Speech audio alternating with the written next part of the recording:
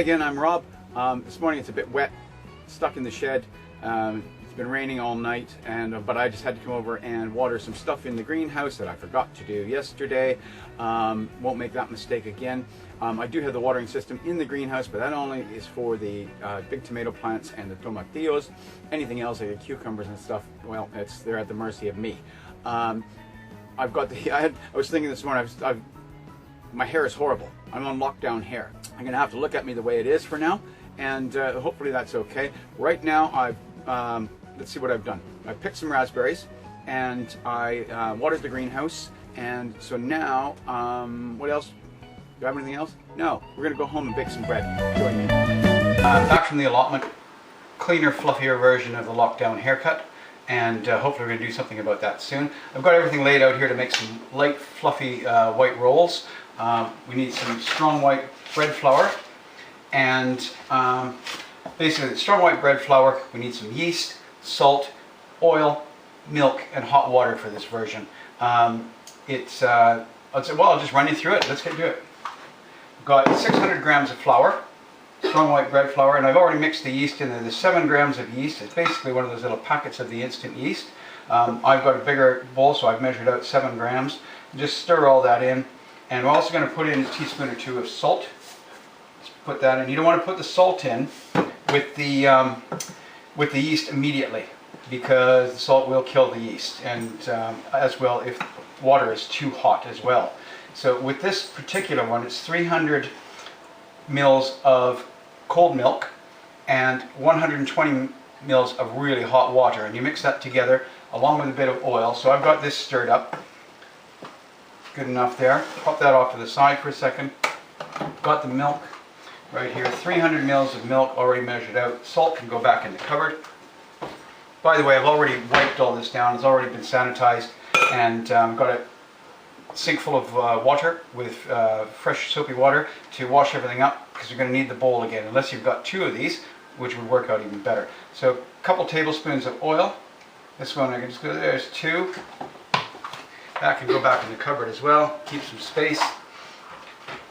Now we need 120 mils of hot water. So I'm going to measure out 120 grams, because if you know your metric system, 1 kilogram equals 1,000 milliliters, 1 liter.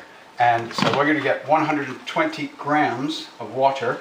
This is hot water. I just boiled it up and mixed with the cold milk, and then of course that's going to cool it down. So we've got 120, where are we, 110, 100 and, let's get, doesn't have to be exact, but close, 121 there.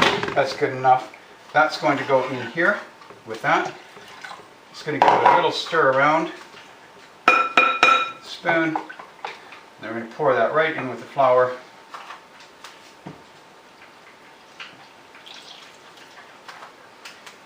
Into the sink with that one, into the sink with that one, and let's just do some stirring.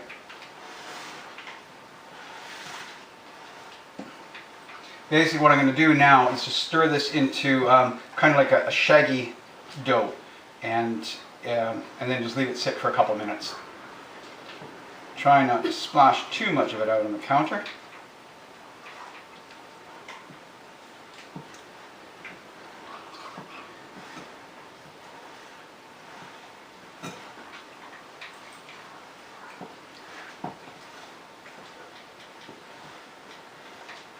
So at any time during my videos, if you don't want to watch the gardening part and you don't want to watch the cooking part, or vice versa, then I'm going to put all the timestamps down. If you just scroll down underneath the video in the notes, all the timestamps will be there, where you can just click on that timestamp and take you right to the cooking part, or vice versa into the gardening part. And then of course you can close out if you don't want to watch one or the other. Be nice if you watch all of it, but that's your choice. So just stir this up. See, now we've got the other camera here. This is kind of, just pick this up. This is kind of, well, you can see it's a bit shaggy. And so I'm just going to leave that sit for a couple minutes and just kind of let it come together. And then afterwards we're going to dump it out onto the counter and mix it up a bit more and then knead it. Okay, while that's been sitting, I've gone ahead and washed up those few bits that needed to be done, and I brought out the board. I'm going to pop a little bit of flour here onto the board I use for kneading the dough and for rolling and such like that. And we'll just give this little scrape around the sides with a spatula.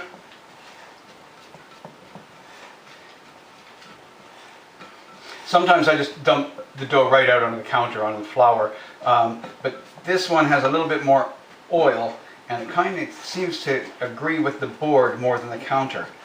It's a little bit wetter.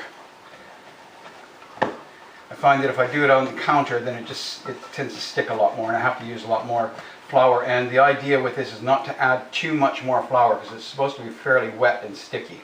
So, quite happy with that. Now, once again, scrape it up off the sides. See if we can dump it out into the board. It's not so bad. Just pop that bowl into the sink.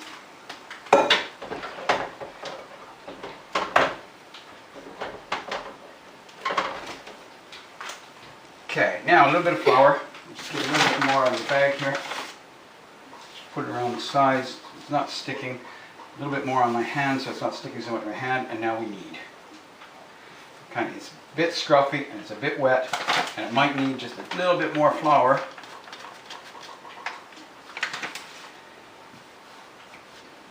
But like I said, try not to add too much. You want to keep it as moist as possible. So this is going to take about, well, anywhere from 5 to 8 minutes of just kneading. Back and forth, fold it over, give it a press, a little bit more flour there. It is pretty sticky.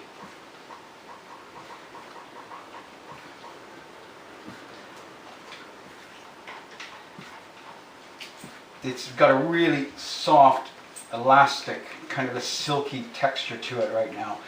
You can tell when it's ready. It's got this really nice feel to it. First couple times I made bread, it was kind of like, is it done? Is it enough? And you can just, when you hit the point, you can feel what it's like. So that's ready to go. I've already washed the bowl up, and I'm just going to pop a little bit of oil into the bowl. It's going to rise in here. So just get a little bit of sunflower oil in there, and give it a quick little wipe around up the sides. So when it rises, it's not going to stick. And then bread goes in there. Just give it a little flop around in there. Get it a little bit moist on the outside with some oil. Okay, that's ready to go. Get that out of the way. I'm just going to wash my hand and get this oil off. Quick little rinse. Next step is to cover it. I've got this towel that I use for our tortillas. When we have Mexican food, or pretty much any time that Roma wants tortillas, which could be always. And this particular towel we washed, and then it's been kind of double, triple rinsed to get out any contaminants like soap or anything like that. So when you do use it for your tortillas or putting on bread on top like this, then you don't get the smell of the soap or whatever you happen to be using with your laundry. And on top of that, you pop one big plate. That dough is ready to go. Find a warm place for it to rise for about 1 hour. You want the dough to double in size, and not any less than double. And it might take an hour and a half. It depends how warm it is. But let it double in size, and then we'll go on to the next step. We had some technical difficulties with the other camera, so I've switched to this. Bit different angle. I don't have a stand for it. So basically, what I'm doing here, the dough is all risen. Knocked it down in the bowl, divided it up into 4 quarters, and now I've divided those quarters into eighths. And what I'm doing now is just rolling up the rolls into balls and put them over here on the tray. I'll show you these in a minute. So we'll just take this this quarter of dough. This is going to make 8 rolls for this batch. They're going to be quite large. Usually this recipe makes 9 to 12. 12 small ones, 9 medium.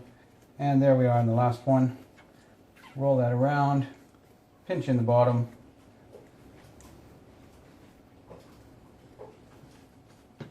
All set to go. So I'll just get this out of the way. Bring that tray over. So this is what we've got now. We've got 8 rolls here. I'm just going to sort them out into so that they're spaced a little bit better. I've got greaseproof paper on here, so you don't have to grease the tray. Try to keep the fat level down as much as possible.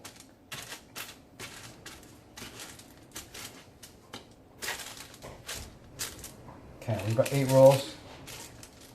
Just going to leave those once again to set. Could take an hour, maybe half an hour. You want them to double in size. They are going to kind of merge together, so we'll end up with one big tray full. But it kind of makes it nice when you just tear them apart a bit. So we'll be back in a bit and get those in the oven. Who's that? Who's that? And we're back. Look at those bad boys. All ready to go in the oven. Those are going to expand just a little bit more as well. Get a little bit bigger in the oven. But yeah, those are great. So next step, just going to a little bit better shot there. Dust them up with a little bit of flour on top. This makes them look, you don't have to do this, it makes them look pretty.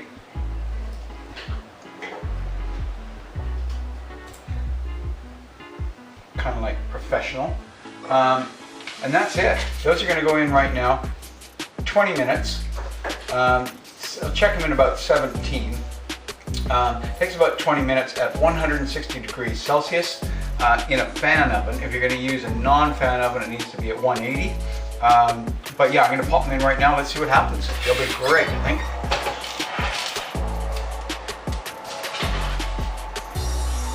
And there we are. We'll be back in 20 minutes.